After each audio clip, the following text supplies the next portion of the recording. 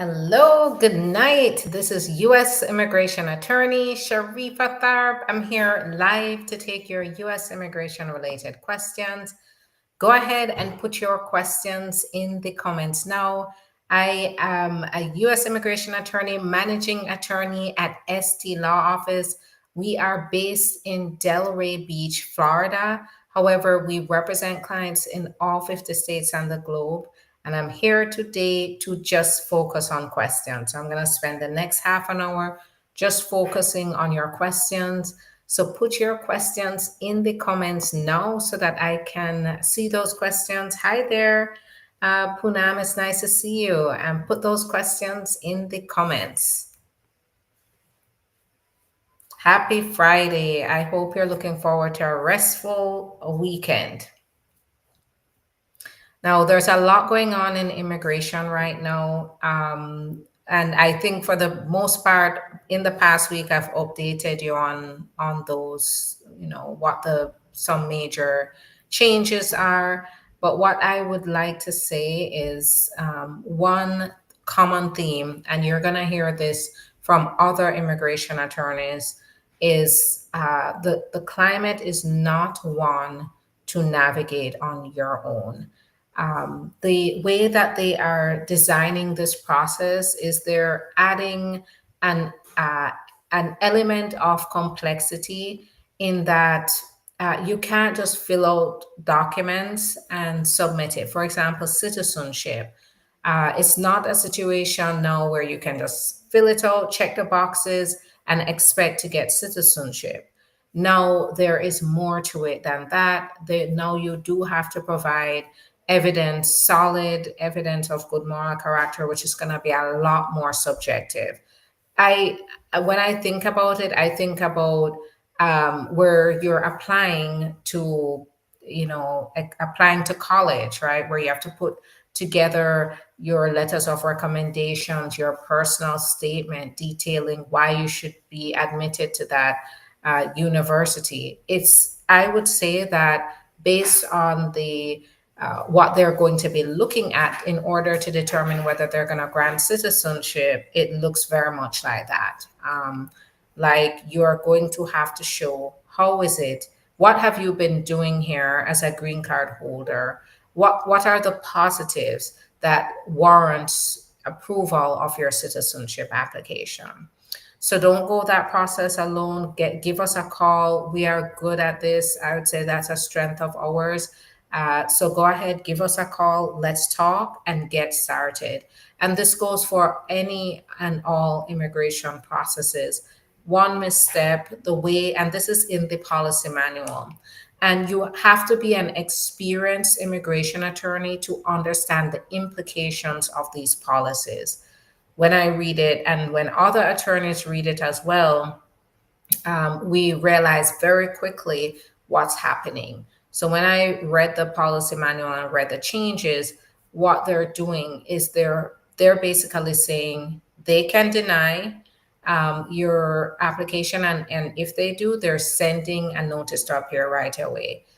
They're not giving any, they have the right not to give second chances. That means that they won't notify you that you made a slight mistake or that you forgot to file a document. They will just deny it. And then guess what? When they deny you the ability to get protection. They quickly issue a notice to appear.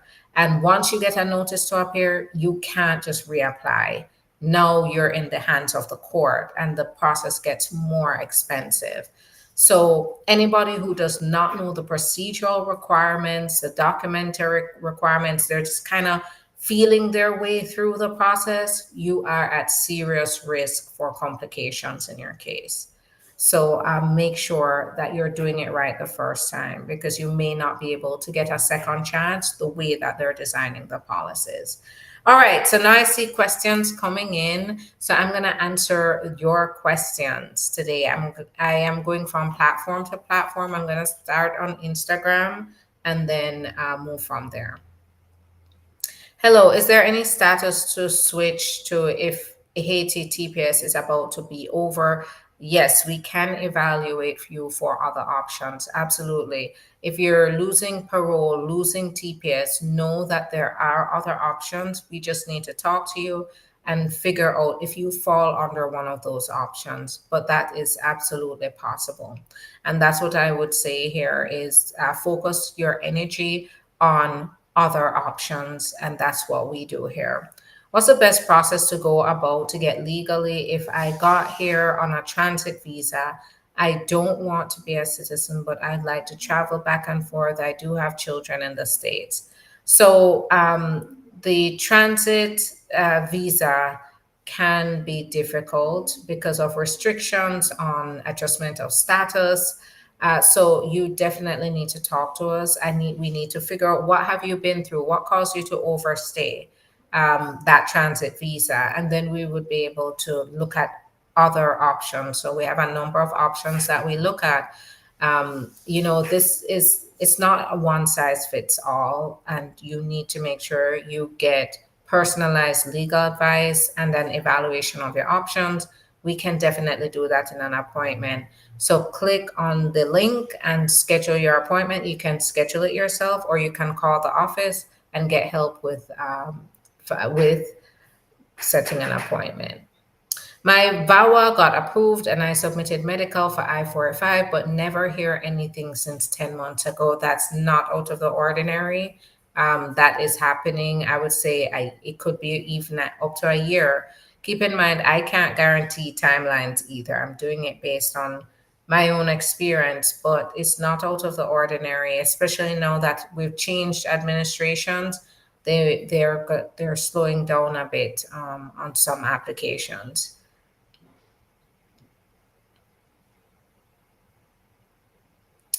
I like to know what was the update of a citizen to our brothers in Mexico. So you would have to look at the national visa bulletin, and that will tell you your category, and then which is F4 category, and then you would look at your date on your I-130 and what's the date that's showing there. If your date shows up before the date on the table, then they could be ready to start processing your application.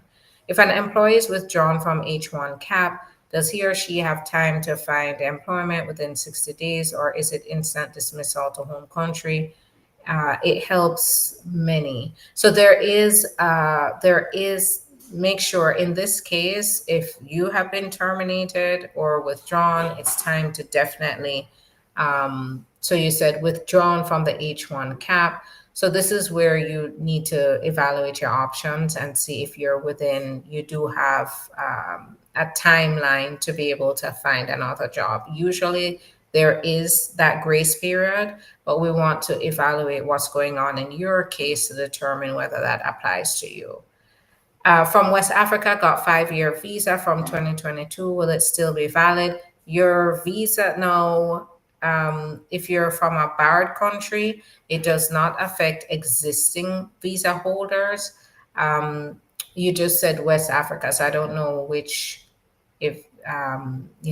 country you're from in West Africa, but that visa should still be valid. The ban should not affect existing visa holders. Now, if you went to renew, that may be the issue. So I just sent my case for AOS. I sent my case to AZ via FedEx, but the address on so when it comes to specifics like this, that's out of my hands because the instructions are very specific. So I can't advise on logistics. It just depends on a number of factors regarding your case as to where it was sent. So you definitely need to talk to your attorney at that point. How long does it take to get an interview date in Nigeria? So I'd say prepare for a 2-year wait period. Yeah, it is taking a while. All right. I have I-485 filed for my kids, and I with a joint sponsor, but my husband got a federal case in March 2025. How will it affect my case? It depends on what the criminal offense was. Now, it is in the policy manual that if your spouse is in the jail, at the time of the interview, there may be a way to request either telephonic appearance or to waive the appearance of the spouse. So that may still be possible to move forward. Now, it also, whether or not your case moves forward in the right direction depends on what they were convicted for. Did it involve a minor? Under the Adam Walsh Act, if it involved a minor, you may have a problem with your spouse being the petitioner. He may not be allowed to proceed. So it just depends. Okay, so bank fraud, as long as it didn't include a minor. So the Adam Walsh Act is the only act that really bars a petitioner from moving forward in the process. So if it's bank fraud, it shouldn't be a problem. But keep in mind, I'm not your attorney. Can't give you personalized legal advice. You need to make sure you are talking to your attorney or you're getting an attorney. Can you still get your papers in the US if you've been charged with a non-violent felony? Even non-violent felonies now are being closer scrutinized. So it just depends on what the felony is. One thing you should never do is try to oversimplify the consequences of an offense, especially now. So make sure that once there's an offense in place, before you even apply, you understand exactly what that offense is going to do. How is it going to affect you? Does it disqualify you? Or going forward, can you apply for forgiveness? Applying with a non-violent felony, non-violent does not mean that you're not deportable. So it's so important to get it evaluated, especially if it's at the point of a felony. But keep in mind, even misdemeanors can render you deportable, depending on the misdemeanor. So just make sure when it comes to criminal offenses, we can't just give an answer on the spot. Maybe we'll have a clue, an idea, but when it comes to offenses, we better be sure what the consequences would be and what's needed to remedy the situation. So definitely make sure you get your attorney. Can you apply for citizenship when your marriage is almost 3 years and your green card almost 2 years instead of applying for 10 years? Or it's better to apply for 10 years. Now, here's the deal. You cannot skip the step of going from the 2 year to the 10 year. You must apply to remove the conditions to get your 10 year. So you can't skip that step. Actually, in the early part of the administration, that's exactly what a spouse did. And it hit the news. He was in a detention because he forgot to go for his 10 year by removing the conditions. So he lost his papers, probably it was referred to court, and they rendered him deportable without him even knowing all of that happened to him.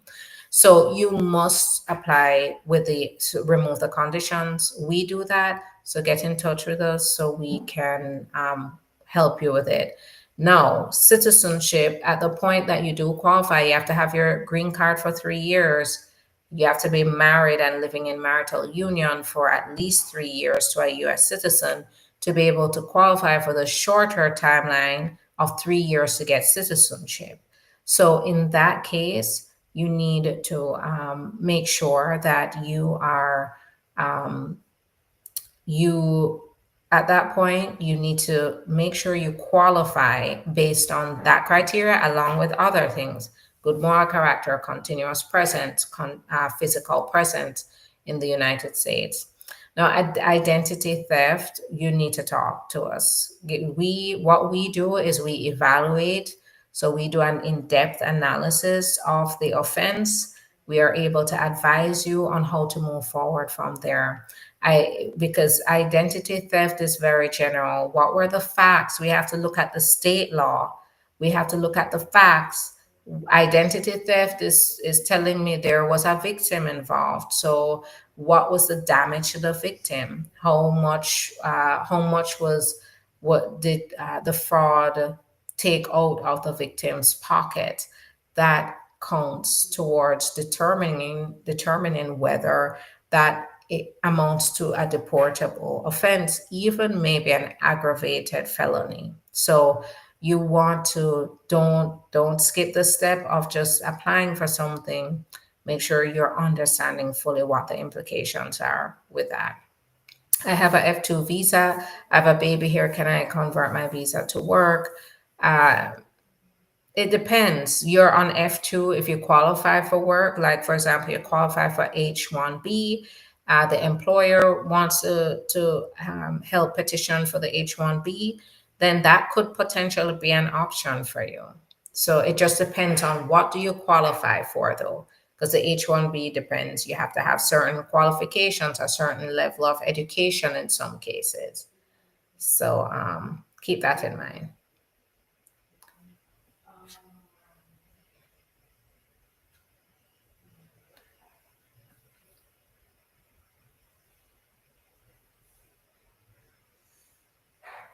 All right, so now I'm gonna go over to YouTube and Facebook. Go ahead and put your questions in the comments now. I see a couple questions already. I'm gonna start at the top. How long is it taking to get receipt notices for T visa, and are they still giving bona fide determinations? Yes, bona fide determinations are still, the process is still moving forward, guys. It's just that what the process, they're a lot more strict, right? So you get something wrong in the process, that's where things can change. Also, they're asking more questions. They're digging. They're adding additional criteria, additional screenings. So anti-American screening.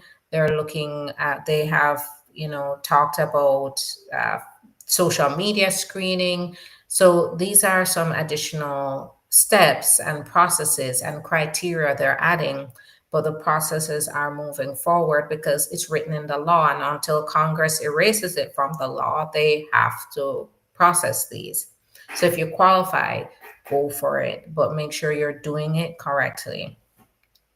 Hello, Marcia. Happy Friday. It's nice to see you. Hi, Karen. Hi, Dwayne. Nice to see you. Happy Friday. I'm from the F1 category. My mother's a US citizen, and I'm over the age of 21. My priority date is 22 July 2016. When will I be current to get an interview? I'd have to really look at the National Visa Bulletin. But what I would say is that process, based on the criteria you gave me, is about 5 to 7 years long. So you should be getting something going. Now, if your priority date, it sounds like, did they give you an okay to say you're documentarily qualified? If they are, then now you're in the waiting period for the interview. It's taking about 1.5 to 2 years to wait for an interview, believe it or not. So right when you think you have all the papers in, oh my God, it's interview time, it hits you across the face after you've been waiting 6 months, and 6 months turn to 8 months, and then 8 months turn to 12 months, and you're like, I thought I was at the end of the process. What's going on? Thank you so much for the gifts and the love on TikTok. I really appreciate that. Hit the screen. I'm going to come on to TikTok very soon. I'm going from platform to platform. TikTok is next. Put your questions in the comments. Tap the screen so others can see information that's going to empower them in their immigration journey right now. Thank you so much. Thanks for sharing the live. Thank you for your gifts and your loves. I appreciate it. I overstayed my visitor's visa for 4 years, got married to a US citizen, and adjusted my status, received my conditional green card. Can I travel and re-enter the US? No criminal record. Now, what I say here is do not take any actions outside of getting help when I'm speaking, but I'm here to give you general information that can put you in the right direction. What I would say here is green card holders can travel. Yes, even if you have conditional green card. If you have the conditional green card, you have to make sure that you followed all the right steps to submit your removal of conditions. If it's time to apply, Make sure that you have your extension letter if you are already applying. Make sure you have your original extension letter, as in no copies. You have the original letter, as well as the expired 2-year green card and your passport. So, and just make sure there's nothing new in your background that's going to cause any issues, like any new arrests or anything that they don't know about. I filed the I-130. Do I have to wait for approval before I file I-485? Be very careful with this. That's where the risk goes up for a notice to appear. If you've overstayed, if you're here, you've overstayed, and you file an I-130 petition without an adjustment of status, that's where they can find the space to send a notice to appear. They can approve it. Yay, you're approved. And here you go. We also see, based on the I-130, we see an I-130 petition. Great. You look like you qualify. But we don't see that adjustment of status application. And we notice you're here in the US. And we also notice you've overstayed. So guess what? No adjustment of status, which means we can't process an green card for you here in the US. That must mean that you're deportable, right? So because there's no protection for the adjustment of status. So you need to understand, at what point do you file the I-485? What are the risks of just filing an I-130 petition? Do you qualify for an I-485 to begin with? So get in touch with us and hire an attorney, invest in that, because not investing from the get-go means it's going to get a lot more expensive, and sometimes money can't even fix the damage later on. Hi, with VAWA, a 10-year green card, how long can you wait before filing for citizenship? So if you are married to a US citizen, you got VAWA, 3 years. Anybody else, 5 years. Can I go to biometrics appointment with expired passport? So I'm not your attorney. I can't give you a particular, I can't tell you what to do, but my clients, when they have, that was the last resort, that was okay. The last I heard that happening was under Biden last year. So we have not tested that since this new administration. And I do know back in, between 2016 and 2020, when I did practice under the Trump administration, they did not allow people to go into the buildings with expired passports. And so we had one client that did not have a current passport, and we had to find all sorts of alternatives. We had to talk to USCIS, find out what they would accept, and then move forward with the instructions on what else to provide. So, that's where it depends on their policies they have now. All right, so now I'm on TikTok. Hello, everybody. Thanks again for the love. Asylum decision pending after interview since September 2021. Sent request, but nothing progress. Wow, that's a long time. And it sometimes there's just no rhyme or reason. Sometimes your case may be going through extra security checks. So it just depends. That's a situation where you definitely have to talk to us or talk to an attorney to figure out what could be the next steps to move forward. What are your circumstances that you're facing that may be causing hardships as a result of the delay? My mom applied for me I-130 2015. She's a U.S. citizen. I'm married, daughter. How long more will it take? So just count about 12 years from the date, your priority date.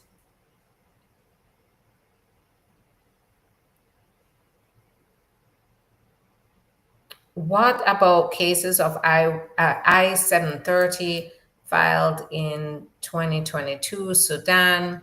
So I'd have to look at the processing times for those right now.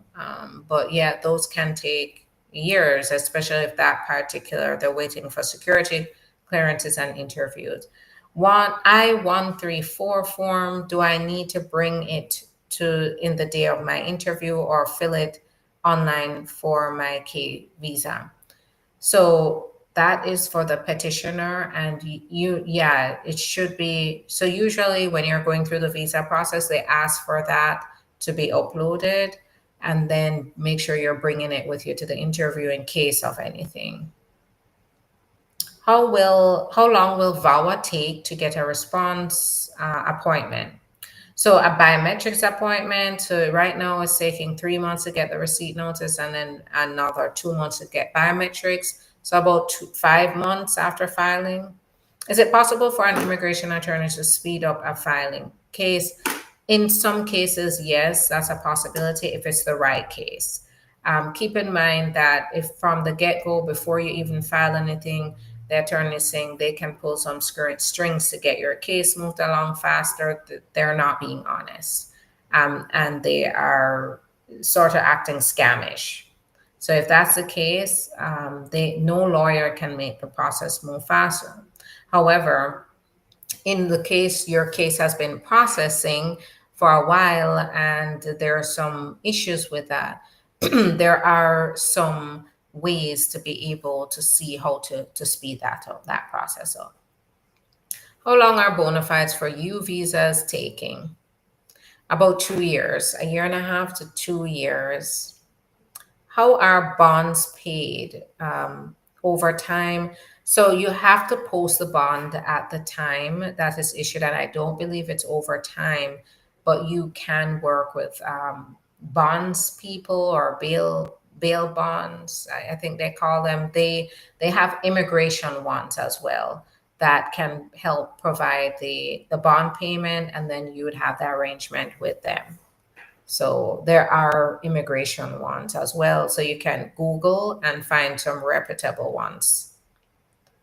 Um,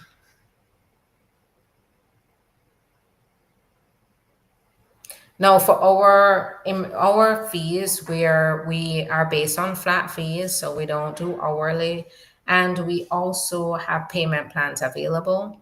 So you can get, once we do determine you qualify, and we understand your case and what it's going to take. The next step is we focus on what payment plan could work for you. I used to live in the US. Now I'm currently in Mexico. Can my husband still petition for me? It depends.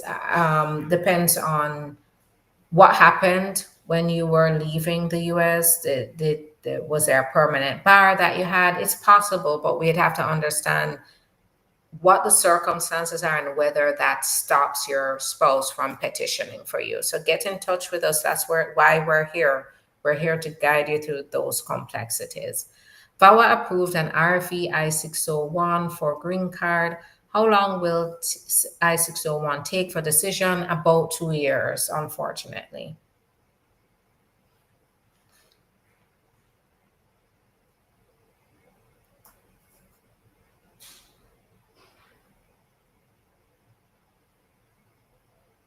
Been approved from judge and waiting for 4 years. How long will it take? And is it what for what? Exactly. Was it cancellation of removal?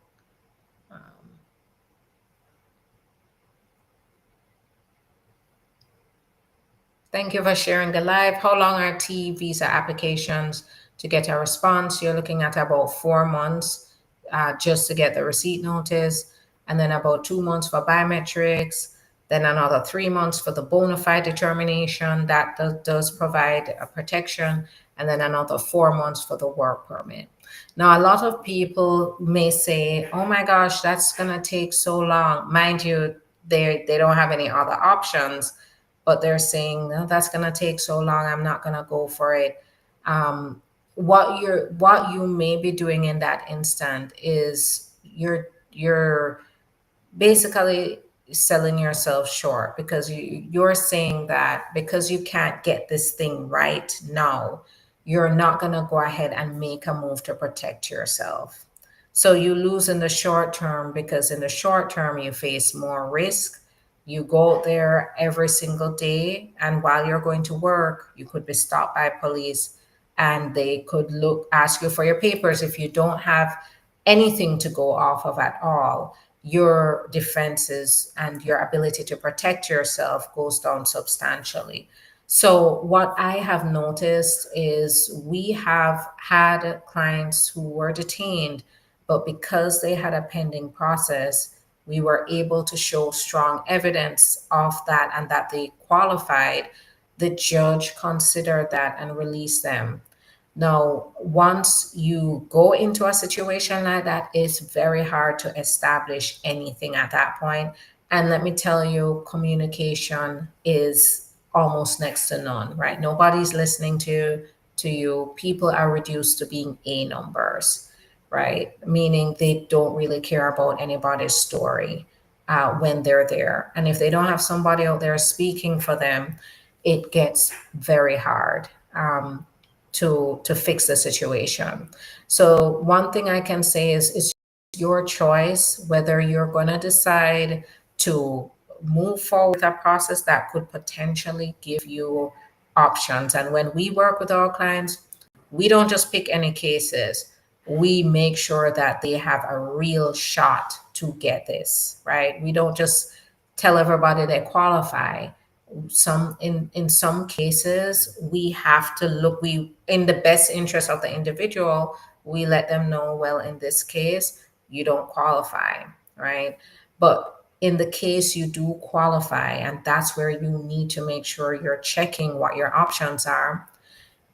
We're telling you you qualify because we have seen success there. We know what looks like a winning case, and we are willing to fight for you. In the case that you choose to continue to be undocumented, you don't have anything to go off of, right?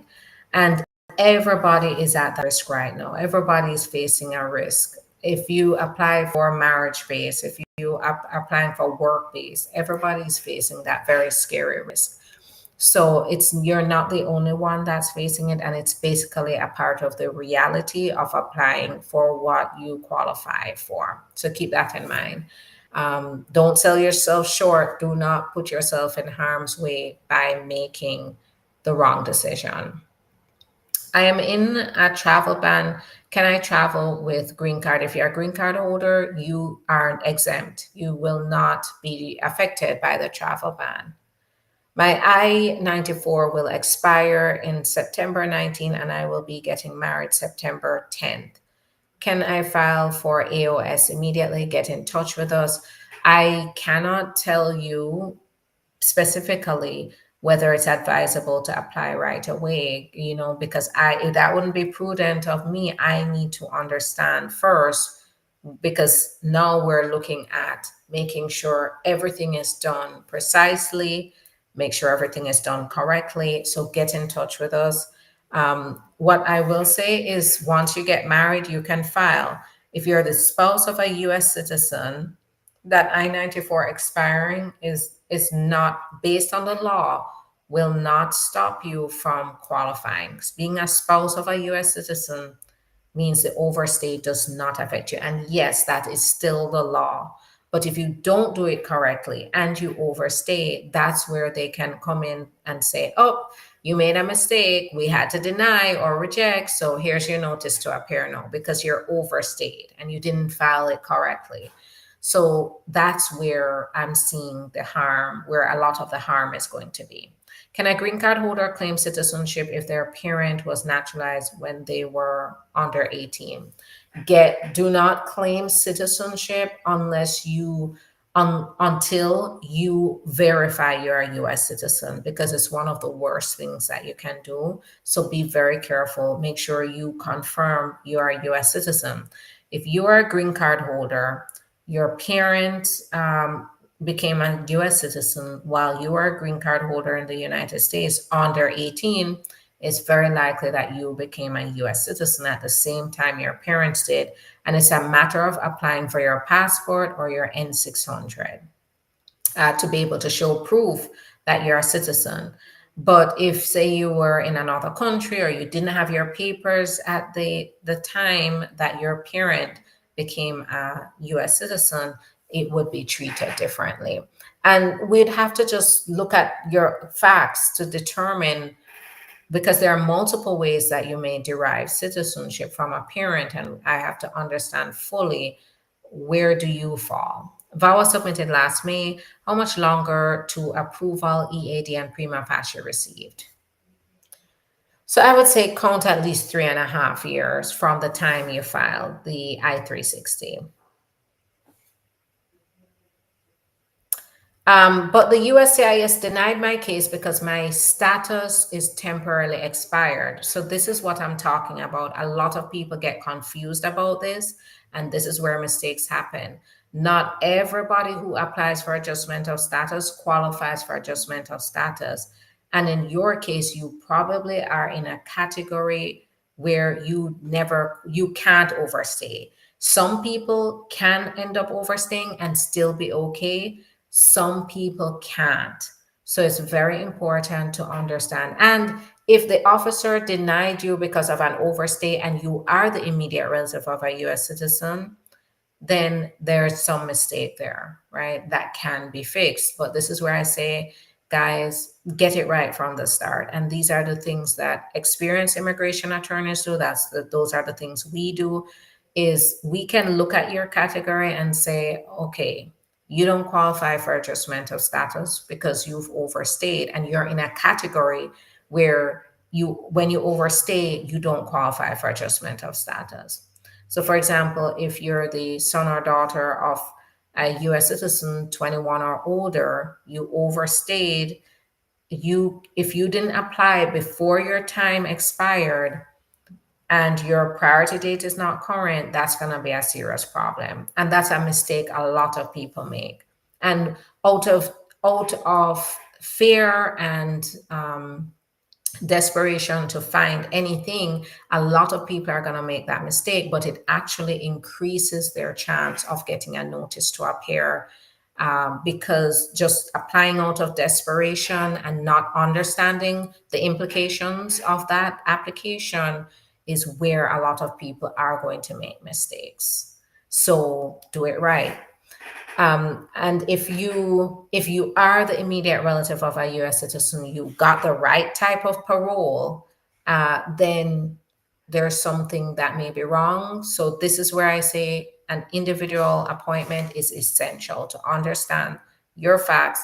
We need to ask additional questions, the questions that we know to ask, to be able to come to a conclusion and advise you on what the solution could be. I left the US on my own, also have no criminal background. And that's a choice, definitely a choice you're entitled to. I have a conditional green card. I got it last November. Oh boy, where is it? Okay. So I got it last November. Is it safe to go back to the Philippines? Having a conditional green card enables you to travel in and out of the country. You just can't be traveling out and staying out for more than 6 months. And you must make sure you don't have anything specific in your background that's going to cause complications coming back into the country. So green card holders, you can travel, but keep in mind that the risk is higher because of the way that they are screening. So you want to make sure you do your due diligence before leaving. For example, in the past week, we saw a green card holder wife who was coming back from vacation. She was detained at the airport, and that's because she had a conviction 20 years ago for marijuana. And because before she left, she did not fully vet what that meant for her. Because had she maybe spoken to her immigration attorney or a good experienced immigration attorney, they would have been able to say, okay, you have this on your record, that could be a problem, especially if it was never disclosed before. So that's where, you as a green card holder, you have to be careful. Can a green card holder claim citizenship if their parent was not? So I answered that. Let's see. Does having non-active tuberculosis cause immigrant visa denial? So no, I'm not with non-active. I don't know if that is, you need to talk to the doctor about it, because there are situations where if you've had the tuberculosis vaccine, then you would have to, like, for example, in Jamaica, I believe I got the tuberculosis vaccine. And because of that, you couldn't do the test or a certain test, because it may still show, because of the antibodies, it still shows there's some kind of tuberculosis, but it's not. It's just basically because of the vaccine. So they have to do an x-ray to show that there's no tuberculosis. So I don't know if that's what you're referring to, or so you have it, or it's just dormant in your body. To talk to the doctor and just, or talk to the doctor and find out if that could be a problem for your application, because I'm I'm not very familiar with that, with the effect of that.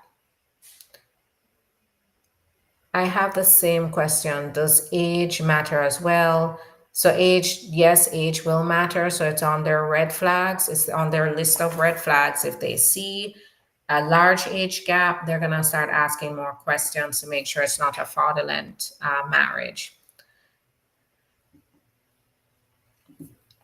I left the country on my own. I also have no criminal background. If you left the country on your own, keep in mind, if you were here for more than 6 months without your papers, that's a 3-year bar. If you were here in the country and you overstayed your time or you entered the country without permission and then left, you're looking at 10-year bar. So your spouse may be able to petition for you, but there's definitely going to be a lot more that goes into it to get you back into the country. So it might take some time. You'd have to apply depending on your facts. I don't know if it's this, but based on what I said, if you do have a 10-year bar and you want to come back to the country before the 10-year bar, you have to apply for permission to reapply for re-entry. Then you probably have to apply for a waiver, an I-601 waiver for unlawful presence. And then once they approve those, they would then allow the approval of the petition to move forward. So it may be possible.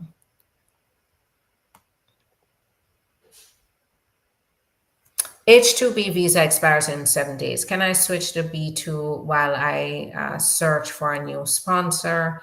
So that is a very tricky question, because you can't just sit here and you can certainly apply to go change your status, but you said in 7 days. You're actually supposed to apply around 90 days before your time expires to give enough time for a decision.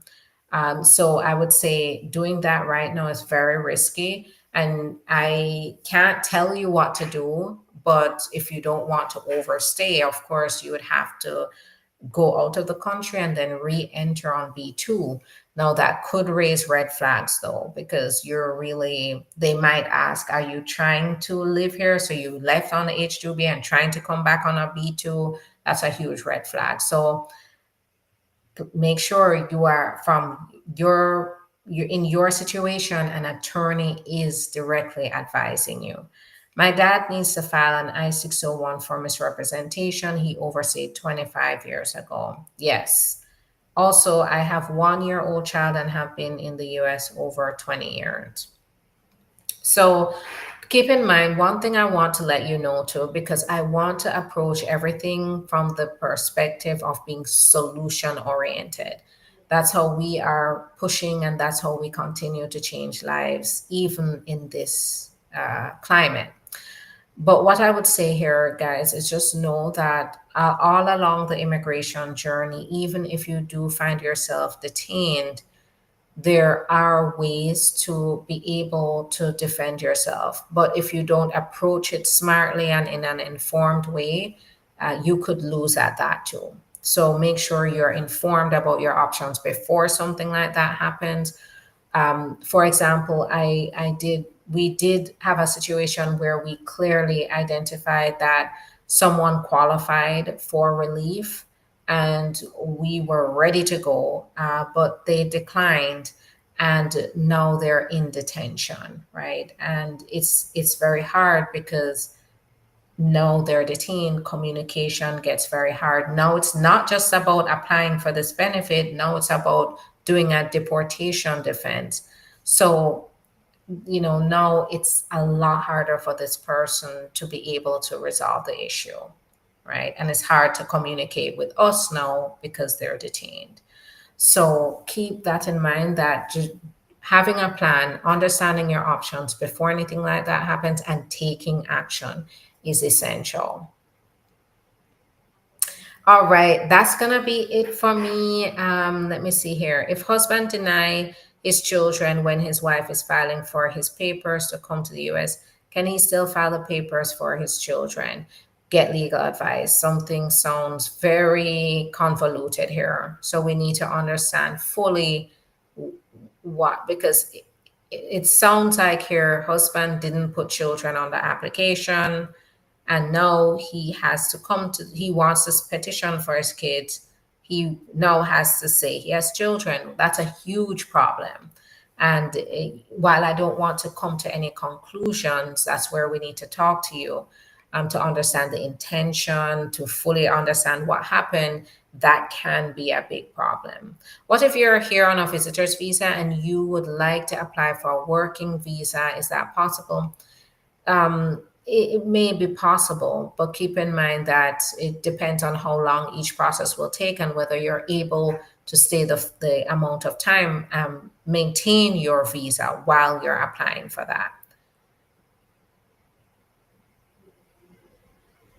Is the same denial of EAD renewal if it was denied for false claim versus denial for not responding to an RFE. So we'd have to understand your situation. It could have been both. Maybe you were supposed to respond to an RFE, but if they denied your EAD renewal and you didn't respond to that RFE, then they're probably getting ready to deny the whole thing. All right, guys, I'm gonna head out.